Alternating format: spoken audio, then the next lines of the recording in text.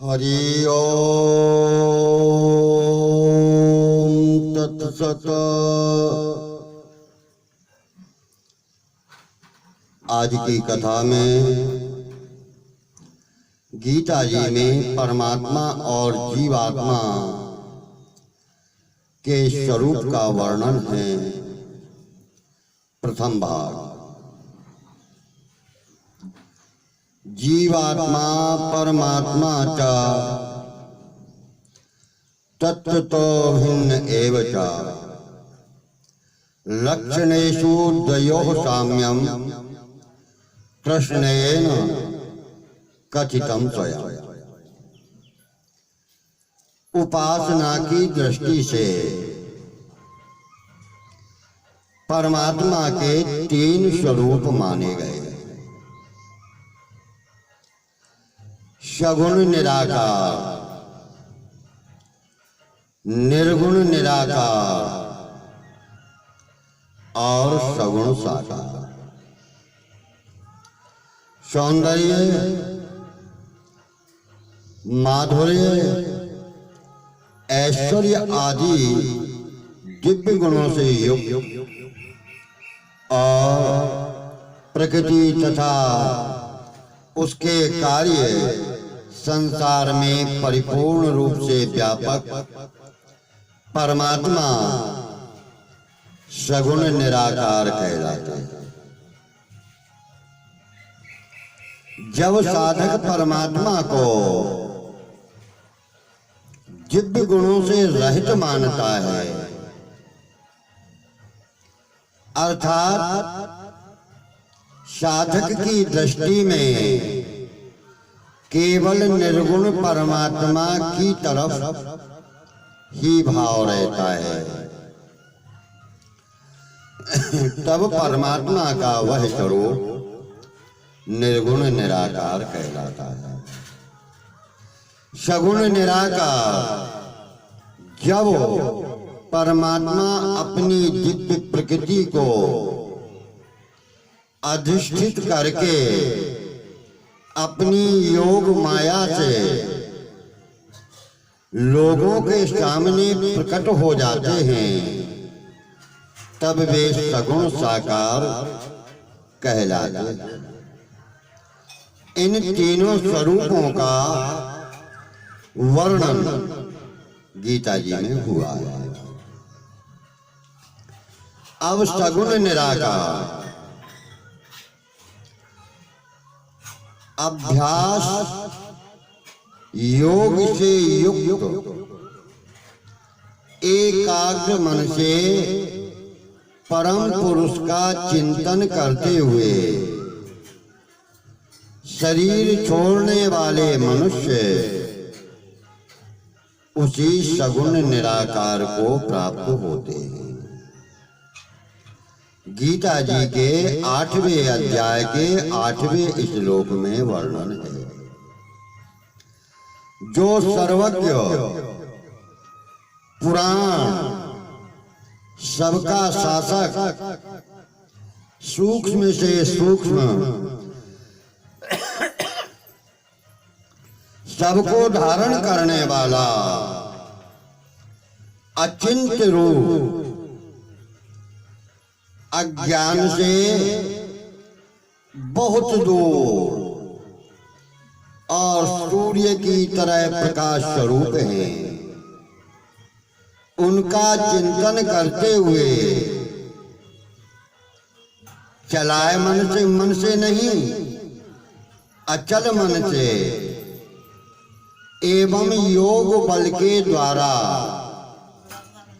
प्राणों को भ्रुकुटी के मध्य में लगाकर शरीर छोड़ने वाला मनुष्य उसी परम दिव्य आत्मा यानी परमात्मा को प्राप्त होता है, ब्रह्म को प्राप्त होता है। 8वें अध्याय के 9वें-10वें श्लोक में इसका वर्णन है, जिसके अंतर्गत सभी प्राणी हैं और जो सभी में व्याप्त है, उस परम पुरुष को अनन्य भक्ति से प्राप्त करना चाहिए। गीता जी के 8वें अध्याय के 22वें श्लोक में वर्णन, जिससे संपूर्ण प्राणियों की उत्पत्ति होती है और जिससे यह संपूर्ण संसार व्याप्त है,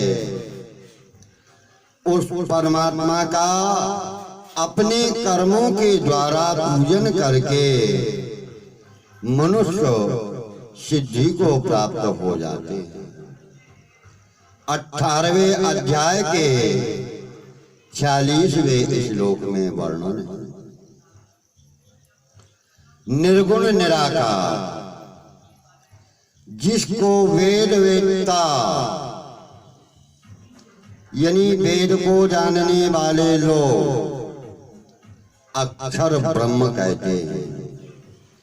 वीतराग यति लोग जिसमें प्रवेश करते हैं और जिसको प्राप्त करने की इच्छा से ब्रह्मचारी लोग ब्रह्मचर्य व्रत का पालन करते हैं। उसी पद को मैं कहूंगा 18वें अध्याय के 11वें श्लोक में यह वर्णन आया है। जो अक्षर ब्रह्म अनिर्देश्य अव्यक्त सर्वव्यापी अचिंत्य कूटस्थ अचल ध्रुव तत्व की उपासना करते हैं, 12वें अध्याय के 3रे श्लोक में वर्णन, सगुण साकार अचिंत्य चित्त वाले भक्त नित्य निरंतर मेरा चिंतन करते हैं, उसके लिए मैं सुलभ होता हूँ। 8वें अध्याय के 14वें श्लोक में वर्णन आया है, महात्मा लोग मेरे को प्राप्त होकर फिर दुखालय और अशाश्वत पुनर्जन्म को प्राप्त होते हैं। यानी जो जन्म है वह दुखों का भवन है, वह शाश्वत नहीं है, अशाश्वत है। ऐसे पुनर्जन्म को प्राप्त नहीं होते। 8वें अध्याय के 15वें श्लोक में वर्णन, दैवी प्रकृति के आश्रित महात्मा लोग मेरे को संपूर्ण प्राणियों का आदि और अव्यय मानकर अनन्य चित्त से मेरा भजन करते हैं। 9वें अध्याय के 13वें श्लोक में इस विषय का वर्णन, जो भक्त भक्ति पूर्वक पत्र पुष्प जल फल आदि मुझे अर्पण करता है, प्रेम पूर्वक दिए हुए उस उपहार को मैं स्वीकार करता हूँ, ग्रहण करता हूँ। 9वें अध्याय के 26वें श्लोक में वर्णन, अनन्य भक्ति से ही मैं जाना जा सकता हूँ, देखा जा सकता हूँ और प्राप्त किया जा सकता हूँ। 11वें अध्याय के 54वें श्लोक में वर्णन है, सगुण निराकार, निर्गुण निराकार, सगुण साकार, इन तीनों की एकता। 13वें अध्याय के 14वें श्लोक में भगवान ने इन तीनों रूपों की एकता की है। जैसे कि सर्वेंद्रिय गुणाभासम, अर्थात वह संपूर्ण इंद्रियों के विषयों को प्रकाशित करने वाला होने से सगुण निराकार है। सर्वेंद्रिय विवर्जितम निर्गुण, अर्थात संपूर्ण इंद्रियों से और सत्वरजतम तीनों गुणों से रहित होने से निर्गुण निराकार है। सर्वव्रत गुण भोक्तृ,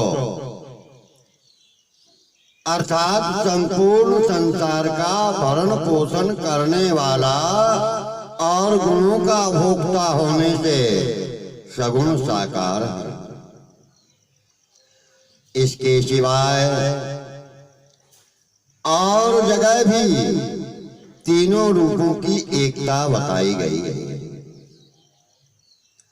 जैसे उसी को अव्यक्त और अक्षर कहा गया है तथा उसी ब्रह्म को परम गति कहा गया है, और उसी ब्रह्म को प्राप्त होने पर जीव फिर लौट कर नहीं आते। उनको ब्रह्म का परम धाम प्राप्त होता है, वही प्रभु का परम धाम है। 8वें अध्याय के 21वें श्लोक में वर्णन है। ब्रह्म अविनाशी, अमृत शाश्वत, धर्म और एकांतिक सुख का आश्रय सहारा मैं ही हूं। 14वें अध्याय के 27वें श्लोक में वर्णन। अर्जुन ने भी विराट रूप भगवान की स्तुति करते हुए 11वें अध्याय के 18वें श्लोक में तीनों रूपों की एकता की, जैसे त्वमक्षरम परमम वेदितव्यम, अर्थात आप ही जानने योग्य परम अक्षर ब्रह्म होने से निर्गुण निराकार। त्वमस्य विश्वस्य परम निदानम, अर्थात आप ही इस विश्व के परम आश्रय सहारा होने से सगुण निराकार। त्वम शाश्वत धर्म गोप्ता, अर्थात आप ही सनातन धर्म के रक्षक होने से सगुण साकार है। अब जीवात्मा का स्वरूप क्या है? गीता जी में जीवात्मा के स्वरूप के विषय में भगवान कहते हैं कि यह जीव, यह आत्मा मेरा ही सनातन अंश है, परंतु मेरा अंश होकर भी यह आत्मा जीवलोक में जीव बना हुआ है और प्रकृति में स्थित इंद्रियां, मन आदि को वह आत्मा अपना मानता है। 15वें अध्याय के 7वें श्लोक में वर्णन है। प्रकृति में स्थित होकर यानी शरीर को मैं मानता है, मेरा मानकर यह सुख और दुख को भोगने वाला बनता है। प्रकृति जन्य गुणों का यानी प्रकृति में जो गुण हैं, विषय भोग हैं, उन विषयों का संग ही इस आत्मा को ऊंच और नीच योनियों में जन्मने का कारण बनता है। 13वें अध्याय के 21वें श्लोक में वर्णन है। यह जीवात्मा मेरी पराकृति है, पर इसने अपरा प्रकृति शरीर संसार के साथ अहमता ममता करके इस जगत को धारण स्वीकार कर रखा है।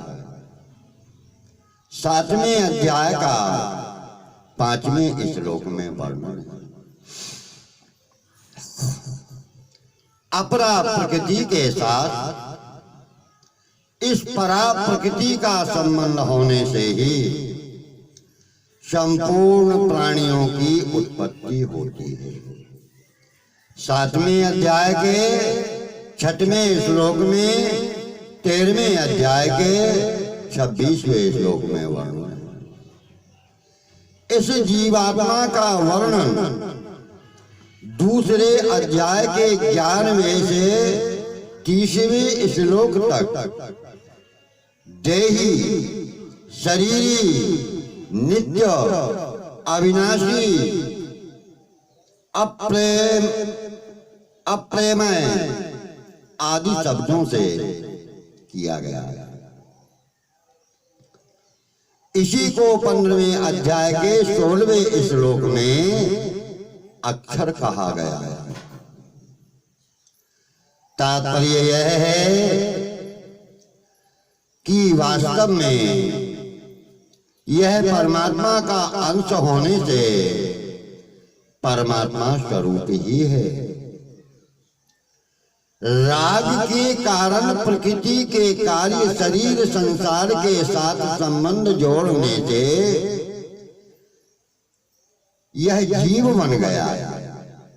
वास्तव में यह शरीर में स्थित रहता हुआ भी ना तो कुछ करता है न किसी विषय में लिप्त होता है। 13वें अध्याय के 31वें श्लोक में वर्णन। शेष कथा दूसरे भाग में आएगी। हरि ओम तत्सत।